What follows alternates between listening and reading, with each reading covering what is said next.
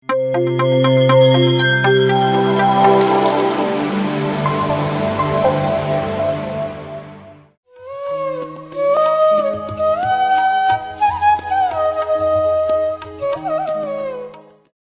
Masters. ಮೊದಲಿಗೆ ನಮ್ಮೆಲ್ಲರಿಗೂ ಧ್ಯಾನ ಮತ್ತು ಜ್ಞಾನ ಕಲಿಸಿಕೊಟ್ಟ ಬ್ರಹ್ಮರ್ಷಿ ಪಿತಾಮಹ ಪತ್ರಿಜಿಯವರಿಗೆ ಹಾಗೂ ನನಗೆ ಜನ್ಮ ಕೊಟ್ಟ ನನ್ನ ತಂದೆ ತಾಯಿಗೆ ಆತ್ಮ ನಮನಗಳನ್ನು ಸಲ್ಲಿಸುತ್ತಿದ್ದೇನೆ.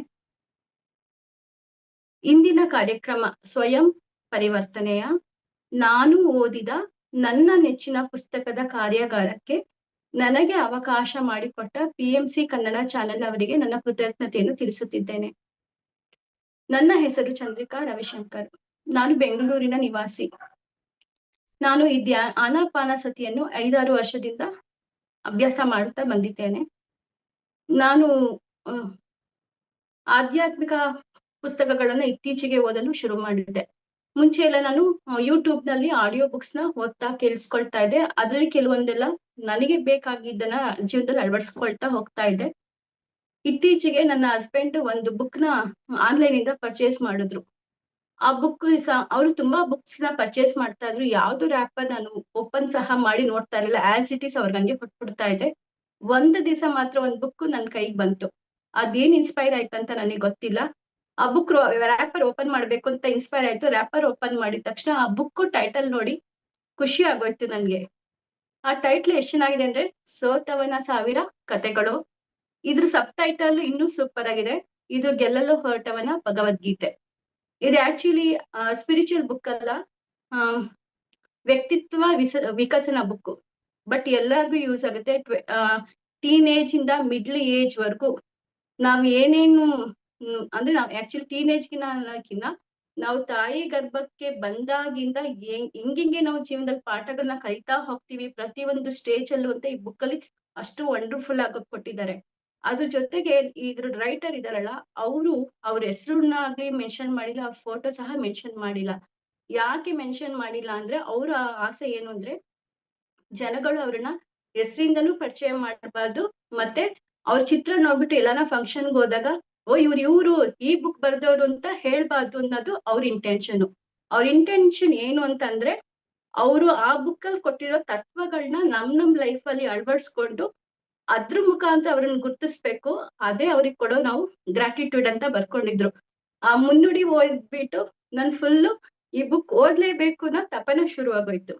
ಮುನ್ನುಡಿನೂ ಚೆನ್ನಾಗಿತ್ತು, ಮತ್ತೆ ಅವ್ರ ಬಗ್ಗೆ ಬೇರೆ ಬೇರೆ ರೈಟರ್ಸ್ ಬರ್ದಿರೋದು ತುಂಬಾನು ಚೆನ್ನಾಗಿದೆ. ಆಕ್ಚುಲಿ ಆ ಬುಕ್ ಬಂದು 1 ಲಕ್ಷ ರೀಡರ್ಸ್ ಇಂದ 1 ಲಕ್ಷ ರೀಡರ್ಸ್ ಹೊಂದಿದೆ. ಅದು ಎಷ್ಟೋ ಮುದ್ರಣಗಳಾಗೋಗ್ಬಿಟ್ಟಿದೆ.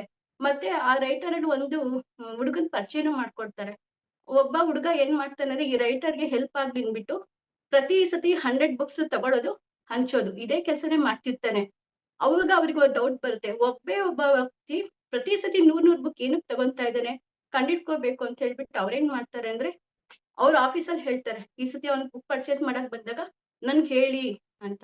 ಆ ಹುಡ್ಗನ್ ಕೇಳ್ತಾರೆ ನೆಕ್ಸ್ಟ್ ಟೈಮ್ ಬಂದಾಗ, ಯಾಕಪ್ಪ ನೀನು 100 ಬುಕ್ಸ್ ತಗೊಂಡೋಗಿ ಏನ್ ಮಾಡ್ತಾ ಇದ್ಯಾ ಅಂತ ಕೇಳಿದಾಗ ಅವ್ನ್ ಹೇಳ್ತಾನೆ, ನಿಮಗ್ ಲಾಭ ಆಗ್ಲಿ ಅಂತ ಎಲ್ಲರಿಗೂ ಹಂಚ್ತಾ ಬರ್ತಾ ಇದೀನಿ ಸರ್ ಅಂತ ಹೇಳ್ತಾನೆ.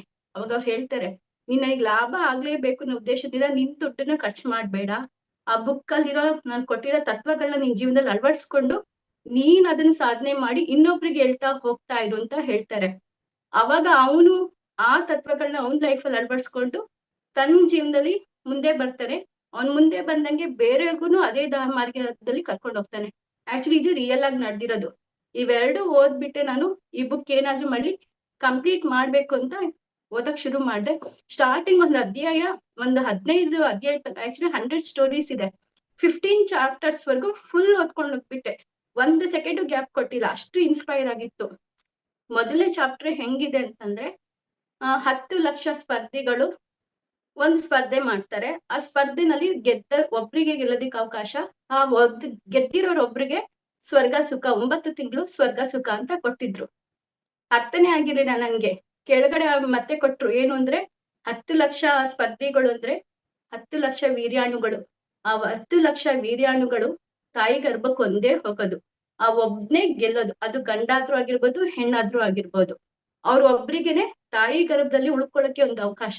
ಆ 9 ತಿಂಗಳು ತಾಯಿ ಗರ್ಭದಲ್ಲಿ ಇದ್ದಾಗ ಅದಕ್ಕೆ ಒಂದು ಪ್ರಾಪಂಚಿಕ ವ್ಯಾಮೋಹ ಇರಲ್ಲ, ಪ್ರಾಪಂಚಿಕದ ಹಸಿವಿರ್ಲಿ, ನೀರಡಿಕೆ ಆಗ್ಲಿ ಏನೂ ಇರೋದಿಲ್ಲ. ಸೋಲು, ಅವಮಾನ ಇರೋದಿಲ್ಲ. ಸುಖವಾಗ್ ಕಾಲ ಕಳೀತಾ ಇರುತ್ತೆ. ಅದೇ ಅದಕ್ಕೆ ಸ್ವರ್ಗ ಸುಖ.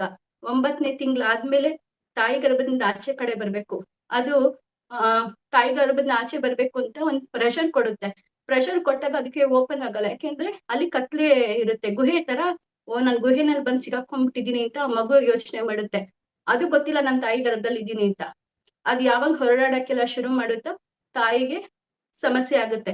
ಅವಾಗ ಡಾಕ್ಟರ್ಸ್ ಹೇಳ್ತಿರ್ತಾರೆ, ಇಲ್ಲ ಈ ಮಗು ಅಡ್ಡ ತಿರ್ಕೊಂಡ್ಬಿಟ್ಟಿದೆ, ನಾರ್ಮಲ್ ಡೆಲಿವರಿ ಆಗಲ್ಲ, ಏನೇನೋ ಡೆಲಿವರಿ ಮಾಡಕ್ ಆಗಿಲ್ಲ ಅಂದ್ರೆ ಇಬ್ರಿಗೂ ಅಪಾಯ ಅಂದಿದ ತಕ್ಷಣ ಅದನ್ನ ಆ ಮಗು ಕೇಳಿಸ್ಕೊಂಡ್ಬಿಟ್ಟು, ಅಯ್ಯೋ ನನ್ ತಾಯಿಗೆ ನನ್ನಿಂದ ತೊಂದ್ರೆ ಆಗ್ತಾ ಇದೆಯಲ್ಲ ಅಂತ ಮೊದಲನೇ ಸೋಲೋದಿಕ್ಕೆ ಏನ್ ಮಾಡುತ್ತೆ, ತಾಯಿಗೋಸ್ಕರ ಒದ್ದಾಟ ಎಲ್ಲ ನಿಲ್ಸಿ ಸಿಸೇರಿಯಿಂದ ಆ ಮಗುನ ಆಚೆ ಕರೀತಾರೆ, ತಕೊಂಡ್ಬರ್ತಾರೆ. ಮಗುನ ಆಚೆ ತಗೊಂಬಂದಾಗ ಅದಕ್ಕೆ ಫಸ್ಟ್ ಟೈಮ್ ಭೂಲೋಕದ ಸ್ಪರ್ಶ ಆಗುತ್ತೆ. ಅದ್ ಅನ್ಕೊಂತಾ ಇರುತ್ತೆ, ನಾನ್ ಸ್ವರ್ಗ ಸುಖದಲ್ಲಿ ಇದ್ದೆ, ಇದನ್ನೇನು ಇಲ್ಲಿ ಕರ್ಕೊಂಡ್ ಬಂದ್ಬಿಟ್ರಲ್ಲಪ್ಪ ಅಂತ. ಅವಾಗ ಏನ್ ಮಾಡುತ್ತೆ, ಅದು ಅಳೋದ್ ಏನಕ್ಕೆ ಅಂತಂದ್ರೆ ಅದಕ್ಕೆ ಹತಾಶೆ. ಅಂದ್ರೆ ನಾನ್ ಸ್ವರ್ಗದಿಂದ ಆಚೆ ಬಂದಿದ್ದೀನಿ ಅನ್ನೋ ಒಂದ್ ಹತಾಶೆ, ಅಳು, ಸೋಲು ಎಲ್ಲಾ ಸೇರಿ ಜೋರಾಗಿ ಅಳಕ್ ಶುರು ಮಾಡುತ್ತೆ. ನಾವೇನ್ ಅನ್ಕೊಳ್ತಾರೆ ಡಾಕ್ಟರ್ಸು, ಮಗು ಹುಟ್ಟಿದ ತಕ್ಷಣ ಅಳ್ತಾ ಇದೆ ಅಂದ್ರೆ ಇದು ಆಕ್ಟಿವ್ ಆಗಿದೆ ಬೇಬಿ ಅಂತ ಕನ್ಸಿಡರ್ ಮಾಡ್ತಾರೆ. ಅಂದ್ರೆ ಒಂದು ತಾಯಿ ಗರ್ಭದಿಂದ ಮಗು ಆಚೆ ಬಂದಿದ ತಕ್ಷಣ ಅದು ಸೋಲ್ ಶುರು ಆಗ್ತಾ ಹೋಗ್ತಾ ಇರುತ್ತೆ. ಅದೇ ಈ ಕಥೆಗಳು, ಸೋತವನ ಸಾವಿರ ಕಥೆಗಳು. ಹೆಜ್ಜೆಜ್ಜೆಗೂ ಹೆಂಗ್ ಸೋತ್ಕೊಂಡು ಅಂದ್ರೆ ಫೇಲ್ಯೂರ್ ಅನುಭವ್ಸ್ ಹೋಗ್ತಾ ಇರುತ್ತೆ ಅಂತ. ನೆಕ್ಸ್ಟ್ ನಾಮಕರಣ ಟೈಮ್ ಬಂದಾಗ ಅದಕ್ಕೆ ರಾಜ ಅನ್ನೋ ಹೆಸರು ಇಷ್ಟ ಆಗಿರುತ್ತೆ. ಅದು ಯೋಚನೆ ಮಾಡುತ್ತೆ, ನಂಗ್ ರಾಜ ಅನ್ನೋ ಹೆಸರಿಟ್ರೆ ನಾನು ಈ ಭೂಲೋಕಕ್ಕೆ ಕಿಂಗ್ ಆಗ್ತೀನಿ ಅಂತ ಯೋಚನೆ ಮಾಡುತ್ತೆ. ಆದ್ರೆ ಅವ್ರೇನ್ ಮಾಡ್ತಾರೆ, ಈ ಮಗು ಹುಟ್ಟಿದ್ ನಮ್ಗೆ ಒಳ್ಳೆಗಳಿಗೆ, ಪುಣ್ಯವಂತ ಹೆಸರಿಡೋಣ ಅಂತ ಪುಣ್ಯವಂತ ಅಂತ ಹೆಸರಿಟ್ಟಾಗ ಅಳುಕ್ ಶುರು, ಅದಕ್ಕೆ ಜೋರ್ ಅಳುತ್ತೆ. ಆದ್ರೆ ಅವ್ರಿಗೆ ಯಾರಿಗೂ ಗೊತ್ತಾಗಲ್ಲ ಏನಕ್ಕೆ ಈ ಮಗು ಅಳ್ತಾ ಇದೆ ಅಂತ. ಹೊಟ್ಟೆ ಹಸಿವು ಇರೋದಂತ ಹಾಲು ಕೊಡ್ತಾರೆ. ಅಲ್ಲಿ ಮತ್ತೆ ಅದಕ್ಕೆ ಸೋಲು. ಈ ತರ ಆಗುತ್ತೆ. ಒಂದು 1 ಇಯರ್ ಆಗಿದ ತಕ್ಷಣ ಮಗು ತೊಟ್ಲಲ್ಲೇ ಆಟ ಆಡ್ತಾ ಇರುತ್ತೆ. ಬಂದವರು, ಅಯ್ಯೋ ಏನು 1 ವರ್ಷ ಆದ್ರೂ ಈ ಮಗು ಓಡಾಡಕ್ಕೆ ಆಗ್ತಾ ಇಲ್ವಾ ಇದಕ್ಕೆ, ಹಾಗೆ ಹೀಗೆ ಅಂತ ನೆಗೆಟಿವ್ ಕಮೆಂಟ್ ಪಾಸ್ ಮಾಡಿದ ತಕ್ಷಣ, ದೊಡ್ಡವ್ರು ಓಡಾಡ್ತಾ ಇದಾರೆ, ನಾನು ಓಡಾಡ್ಬೇಕು ಅಂತ ಹೇಳಿ ಅದು ಒಂದೇ ಸತಿ ಓಡಾಡಕ್ ಟ್ರೈ ಮಾಡುತ್ತೆ, ಬೀಳುತ್ತೆ. ಆಗೋದೇ ಇಲ್ಲ. ಅವಾಗ ಏನ್ ಮಾಡ್ತು, ನಾನ್ ಹಿಂಗ್ ಓಡಾಡಿದ್ರೆ ಆಗಲ್ಲ ಅಂತ ಫಸ್ಟ್ ತೆವಳುತ್ತೆ, ಅಂಬೆಗಾಲಿಟ್ಟು ಓಡಾಡಕ್ ಶುರು ಮಾಡುತ್ತೆ. ಅಂದ್ರೆ ಸೋತು ಸೋತು ಒಂದ್ ಪ್ರಯತ್ನ ಮಾಡ್ದಾಗ ಅದಕ್ಕೊಂದ್ ಯಶಸ್ಸು ಸಿಗುತ್ತೆ. ಇದೆಲ್ಲ ಆಯ್ತು. ಇನ್ನೇನು ನನ್ ನಡಿಯದ್ ಕಲ್ತಿದ್ದೀನಪ್ಪ ಅಂತ ಖುಷಿ ಪಡೋ ಟೈಮಲ್ಲಿ, ಈ ಮಗು ಮಾತಾಡ್ತಾನೆ ಇಲ್ಲ, ಈ ಮಗು ಮೂಗನಾ ಅಂತ ಕೇಳ್ತಾರೆ. ಮತ್ತೆ ಅಲ್ಲಿ ಅದಕ್ಕೆ ಪ್ರಯತ್ನ ಶುರು. ಏನು ಅಂದ್ರೆ ಮಾತಾಡೋದಕ್ಕೆ.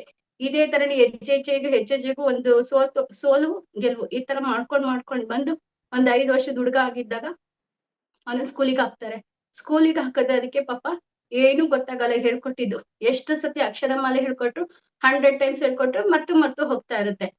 ಆಮೇಲೆ ಇದು ಮಾಸ್ಟರ್ ಲೆಕ್ಕ ಹೇಳ್ಕೊಟ್ರೆ ನೆನಪಿಗಿರೋದಿಲ್ಲ. ಮತ್ತೆ ಅಮ್ಮ ಬೈತಾಳೆ, ಇದೇನಿದು ನೀನೇನು ಕಲಿತಾನೆ ಇಲ್ಲ, ನಿನ್ ಜೀವನದಲ್ಲಿ ಹೆಂಗ್ ಉದ್ಧಾರ ಆಗ್ತೀಯ ಅಂತ ಅಮ್ಮ ಬೈದಾಗ, ಹಾಗಾದ್ರೆ ನಾನು ಕಷ್ಟಪಟ್ರೇನೆ ನಂಗ್ ಮುಂದಕ್ ದಾರಿ ಅಂತ ಅವ್ನಿಗ್ ಗೊತ್ತಾಗುತ್ತೆ. ಆ ಬೆಳವಣಿಗೆನೆ ಮಾಡ್ಕೊಂಡ್ ಹೋಗ್ತಾ ಒಂದು ಸರ್ಟೆನ್ ಏಜ್ ಆದ್ಮೇಲೆ ಒಂದ್ಸತಿ ಅವನ್ ತಂದೆ ಒಬ್ಬ ಅಂದ್ರೆ ಅವನು ಸ್ಕೂಲ್ ಜವಾನ ಆಗಿರ್ತಾನೆ. ಆ ಮಗು ತಂದೆ ಯಾರು ಅಂತ ಯಾರಿಗೂ ಗೊತ್ತಿರಲ್ಲ. ಆದ್ರೆ ಆ ಹುಡ್ಗ ಸ್ಕೂಲ್ ಟಾಪ್ ರ್ಯಾಂಕಿಂಗ್ ಹುಡ್ಗ ಆಗಿರ್ತಾನೆ. ಯಾವಾಗ ಅವನ್ ತಂದೆ ಜವಾನ ಅಂತ ಗೊತ್ತಾಗಿದ ತಕ್ಷಣ ಆ ಮಗು ಸ್ಕೂಲ್ ಅಲ್ಲಿ ಟಾಪ್ ಅಂತ ಯಾರು ಯೋಚನೆ ಮಾಡಲ್ಲ. ಅವನ್ ತಂದೆ ವೃತ್ತಿ ಬಗ್ಗೆನೆ ಹೇಳ್ತಾ ಅವನನ್ನ ಕುಗ್ಗಿಸ್ಬಿಡ್ತಾರೆ.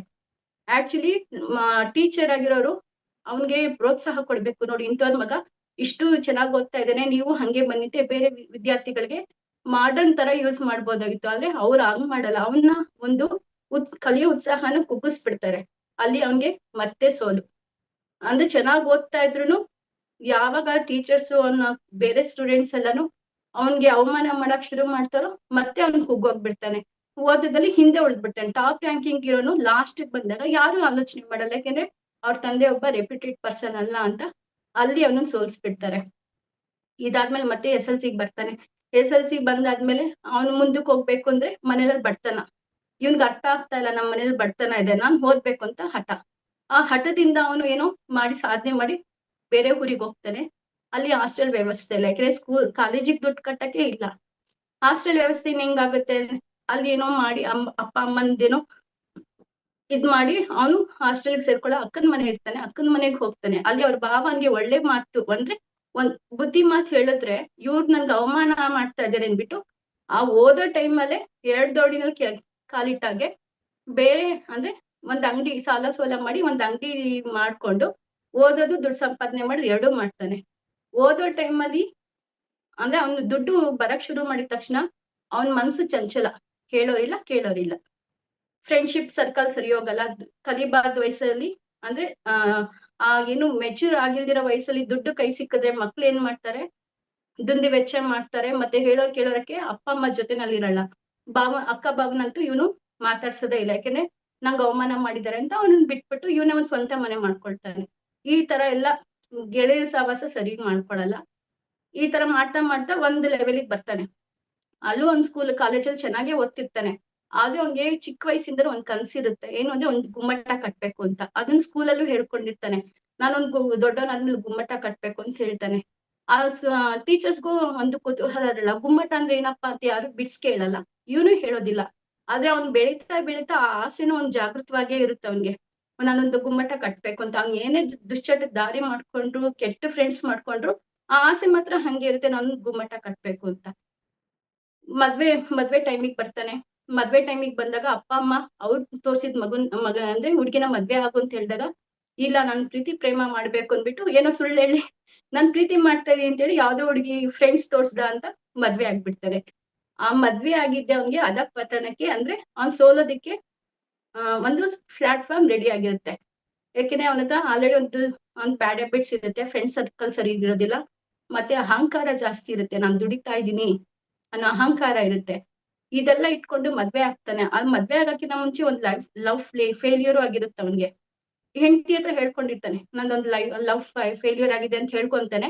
ಬಟ್ ಇವ್ನ್ ಬ್ಯಾಡ್ ಹ್ಯಾಬಿಟ್ಸ್ ಏನು ಹೇಳ್ಕೊಂಡಿರಲ್ಲ, ಮುಚ್ಚಿಟ್ಬಿಟ್ಟಿರ್ತಾನೆ. ಅವನೇನ್ ಅನ್ಕೊಂತಾನೆ, ನನ್ ಸ್ವಂತ ಮನೆ ಇದೆ, ದುಡಿಮೆ ಇದೆ, ಯಾರ್ ಬೇಕಾದ್ರೂ ಹೆಣ್ ಕೊಡ್ತಾರೆ ನನ್ಗೆ ಅಂತ ಒಂದ್ ಅಹಂ ಅವನಲ್ಲಿ ಇರುತ್ತೆ. ಈ ತರ ಅವ್ನ್ ಪ್ರತಿ ಒಂದು ಸೋಲಿಗೆ ಅವನಲ್ಲೇ ಕಾರಣಗಳು ತುಂಬಾ ಇರುತ್ತೆ. ಸೋತು ಸೋತು ಸೋತು ಒಂದ್ ಗೆದ್ಕೊಂಡ್ ಬರ್ತಾ ಇರ್ತಾನೆ. ಅವನು ಒಂದು ಕಂಪ್ಯೂಟರ್ ಇನ್ಸ್ಟಿಟ್ಯೂಟ್ ನಡೆಸ್ತಾ ಇರ್ತಾನೆ ಜೀವನ ನಡೆಸೋದಿಕ್ಕೆ. ಆದ್ರೆ ಒಂದು ಅವನು ಏನು ಅಂತಂದ್ರೆ, ಕಂಪ್ಯೂಟರ್ ಇನ್ಸ್ಟಿಟ್ಯೂಟ್ ಅಲ್ಲಿ ಬರೋ ಮಕ್ಳು, ಹೆಣ್ಮಕ್ಳೇ ಆಗ್ಲಿ ಗಂಡ್ ಮಕ್ಳೇ, ಎಲ್ಲಾನು ದೇವ್ರಂತೆ ನೋಡ್ತಾ ಇರ್ತಾನ ಅವ್ನು. ಆ ಮಕ್ಳ ಬಗ್ಗೆ ಕೆಟ್ಟದಾಗೆ ಆಲೋಚನೆ ಮಾಡಿರಲ್ಲ. ಅದೊಂದು ಆದರ್ಶ ಮಾತ್ರ ಚೆನ್ನಾಗಿರುತ್ತೆ. ಮತ್ ಇನ್ನೊಂದ್ ಇರುತ್ತೆ ಅವ್ನಿಗೆ, ಏನು ಅಂದ್ರೆ ನಾನು ಬಡ ಮಕ್ಳಿಗೆಲ್ಲ ಹೆಲ್ಪ್ ಮಾಡ್ಬೇಕು, ಮತ್ತೆ ಒಂದು ಮಗುನ ದತ್ತು ತಗೊಂಡು ಅದಕ್ಕೆ ಒಂದು ಫ್ಯೂಚರ್ ಕೊಡ್ಬೇಕು ಅನ್ನೋ ಒಂದು ಆಸೆ ಇಟ್ಕೊಂಡಿರ್ತಾನ ಅವನು. ಇದೆಲ್ಲ ಒಟ್ಟೊಟ್ಟಿಗೆ ನಡಿಬೇಕಾದ್ರೆ ಅವನು ಕಂಪ್ಯೂಟರ್ ಇನ್ಸ್ಟಿಟ್ಯೂಟ್ ಅಲ್ಲಿ ಆ ಮಕ್ಳಿಗೆ ಏನ್ ದೇವ್ರ ಸ್ಥಾನ ಕೊಟ್ಟಿರ್ತಾನೋ ಅವರಿಂದನೇ ಅವಮಾನ ಆಗಿ ಆ ಕಂಪ್ಯೂಟರ್ ಇನ್ಸ್ಟಿಟ್ಯೂಟ್ ಕಾರಣಾಂತರದಿಂದ ಕ್ಲೋಸ್ ಆಗ್ಬಿಡುತ್ತೆ. ಹೆಂಡತಿ ಜೊತೆ ಯಾವಾಗ್ಲೂ ಜಗಳ. ಸಂಪಾದನೆ ಇಲ್ಲ ಅಂದ್ರೆ ಹೆಂಡತಿ ಸುಮ್ನೆ ಇರಲ್ಲ, ಹೆಂಡತಿ ಜೊತೆ ಯಾವಾಗ್ಲೂ ಜಗಳ. ಒಂದ್ ಮಗುನೂ ಆಗುತ್ತೆ. ಆ ಮಗುನಲ್ಲೇ ಅವ್ನ ಎಲ್ಲಾ ಪ್ರೀತಿಯನ್ನು ಕಂಡ್ಕೋಬೇಕು ಅಂತ ಆ ಮಗುನ ತುಂಬಾ ಪ್ರೀತಿ ಮಾಡ್ತಿರ್ತಾನೆ. ಸಂಪಾದನೆ ಇಲ್ದಿರೋ ಟೈಮಲ್ಲಿ ಒಂದು ಅಡ್ಡದಾರಿಗೆ ಹೋಗ್ತಾನೆ. ರಾಜಕೀಯ ಸಹವಾಸ ಮಾಡಿ, ರಾಜಕೀಯ ಫ್ರೆಂಡ್ಶಿಪ್ ಮಾಡ್ಕೊಂಡು ಅಲ್ಲಿ ಒಂದು ಏನು ಅಡ್ಡದಾರಿನಲ್ಲಿ ಸಂಪಾದನೆ ಮಾಡಕ್ ಶುರು ಮಾಡ್ತಾನೆ. ಅಡ್ಡದಾರಿನಲ್ಲಿ ಸಂಪಾದನೆ ಮಾಡಿದ್ ಎಷ್ಟು ದಿವಸ ನಿಲ್ಲುತ್ತೆ, ಅದನ್ನು ಒಂದು ಕಾರಣಾಂತರಗಳಿಂದ ಅದು ಸ್ಟಾಪ್ ಆಗ್ಬಿಡುತ್ತೆ. ಆಮೇಲೆ ಅವನು ಅನ್ಕೊಳ್ತಾನೆ ಇದೆಲ್ಲಾನು ಈ ತರ ಅವನು ಪ್ರತಿ ಒಂದು ಲೈಫ್ ಅಲ್ಲೂ ಸೋಲ್ತಾ ಬರ್ಬೇಕಾದ್ರೆ ಒಂದು ಪರಿವರ್ತನೆ ಮಾರ್ಗ ಅನ್ನೋದು ಒಂದು ಬರುತ್ತೆ ಅವನ್ಗೆ. ಎಲ್ಲಾನು ಬಿಟ್ಬಿಟ್ಟು ಬೇರೆ ಊರಲ್ಲಿ ಹೋಗಿ ತನ್ನ ಲೈಫ್ ನ ಕಂಡ್ಕೋಬೇಕು ಅಂತ ಅನ್ಕೊಳ್ತಾನೆ. ಅವಾಗ ಅವನ್ಗೆ ಒಬ್ರು ಆಧ್ಯಾತ್ಮಿಕ ಗುರುಗಳು ಸಿಗ್ತಾರೆ. ಆಧ್ಯಾತ್ಮಿಕ ಗುರುಗಳು ಸಿಕ್ಕಿದಾಗ ಏನು ಅವನ್ ಸೋಲ್ಗಳಿಗೆ ಅವನಿಗೆ ಬೇರೆಯವ್ರ ಕಾರಣ ಅನ್ಕೊಂಡಿರ್ತಾರೆ. ಆ ಸೋಲ್ಗಳಿಗೆಲ್ಲ ಅವನ್ ಹೆಂಗ್ ಕಾರಣ ಅಂತ ತೋರ್ಸ್ಕೊಡ್ತಾರೆ. ಅವನ ಅಹಂಕಾರ ಆಗ್ಲಿ, ಅವನ ಸುಳ್ಳಾಗ್ಲಿ, ಆ ತರದೆಲ್ಲ ಅವನೇ ರಿಯಲೈಸ್ ಆಗ್ತಾ ಹೋಗ್ತಾ ಇರುತ್ತೆ. ಅವಾಗ ಅವನು ಯಾವಾಗ್ಲೂ ಸ್ವಾರ್ಥದಿಂದ ಆಲೋಚನೆ ಮಾಡೋದು, ನಿಸ್ವಾರ್ಥ ಸೇವೆ ಮಾಡಕ್ಕೆ ಅಂತ ಶುರು ಮಾಡ್ಕೊಳ್ತಾನೆ. ಅದಕ್ಕಿಂತ ಮುಂಚೆ ಅವನು ದೈಹಿಕ ಉಪವಾಸ, ಯಾಕೆಂದ್ರೆ ಅವನು ದುಶ್ಚಟಗಳು ದಾಸ ಆಗಿರ್ತಾನೆ. ಅದಕ್ಕೆ ಆ ದುಶ್ಚಟಗಳೆಲ್ಲ ಬಿಟ್ಕೊಂಡು 41 ಡೇಸ್ ಸಾತ್ವಿಕ ಆಹಾರ, ಅದು 1 ಟೈಮ್ ಮಾತ್ರ ಮಾಡೋ ತರ ಮಾಡ್ಕೊಳ್ತಾನೆ. ಧ್ಯಾನ ಮಾಡ್ತಾ ಇರ್ತಾನೆ. ಮತ್ತೆ ಆಧ್ಯಾತ್ಮಿಕ ಚಿಂತನೆಗಳೆಲ್ಲ ಮಾಡ್ತಾ ಮಾಡ್ತಾ ನಿಸ್ವಾರ್ಥ ಸೇವೆ ಮಾಡ್ತಾ ಬರ್ತಾ ಇರ್ತಾನೆ. ಯಾವ ಊರಲ್ಲಿ ಅವನಿಗೆ ಅವಮಾನಗಳಾಗಿ ಆಚೆ ಬಂದಿರ್ತಾನೋ ಅದೇ ಊರಲ್ಲಿ ಅವನಿಗೆ ಸನ್ಮಾನನೂ ಸಿಗುತ್ತೆ. ಅವ್ನು ಕಳ್ಕೊಂಡಿರೋ ಅಪ್ಪ ಅಮ್ಮ, ತಂದೆ, ಹೆಂಡತಿ, ಮಕ್ಳು ಎಲ್ಲ ಸಿಗುತ್ತಾರೆ. ಕೊನೆಗೆ ಒಂದು ಗುಮ್ಮಟ ಅಂದ್ರೆ ಒಂದ್ ಶಾಲೆ ಕಟ್ಟೋನು 101 ಶಾಲೆ ಕಟ್ಬಿಟ್ಟು ಅವ್ರಿಗೆ ಒಳ್ಳೆ ಎಜುಕೇಶನ್ ಕೊಡ್ತಾನೆ. ಅದು ಅವನ ಸಾಧನೆ. ಆಕ್ಚುಲಿ ಈ ಬುಕ್ ತುಂಬಾ ಚೆನ್ನಾಗಿದೆ. ಡೀಪ್ ಆಗಿ ಹೇಳಕ್ ಆಗ್ತಾ ಇಲ್ಲ. ಈ ಬುಕ್ ನೋಡಿ ತುಂಬಾ ಚೆನ್ನಾಗಿದೆ. ಆನ್ಲೈನ್ ಅಲ್ಲಿ ಸಿಗುತ್ತೆ, ಯಾರ್ ಬೇಕಾದ್ರೂ ತಗೊಳ್ಳಿ. ತುಂಬಾನೇ ಚೆನ್ನಾಗಿದೆ. 15 ಮಿನಿಟ್ಸ್ ಅಲ್ಲಂತೂ ಹೇಳಕ್ ಕಷ್ಟ. ಇದು ಅಷ್ಟು ಇನ್ ಡೆಪ್ತ್ ಆಗಿದೆ ಸ್ಟೋರಿ. ಥ್ಯಾಂಕ್ ಯು ಮೇಡಮ್, ಅವಕಾಶ ಕೊಟ್ಟಿದ್ದಕ್ಕೆ. PMC ಕನ್ನಡ ಚಾನೆಲ್ ಅನ್ನು ಲೈಕ್ ಮಾಡಿ, ಶೇರ್ ಮಾಡಿ, ಸಬ್ಸ್ಕ್ರೈಬ್ ಮಾಡಿ ಮತ್ತು ಮಾಡಿಸಿ. ಎಲ್ಲರಿಗೂ ಧನ್ಯವಾದಗಳು.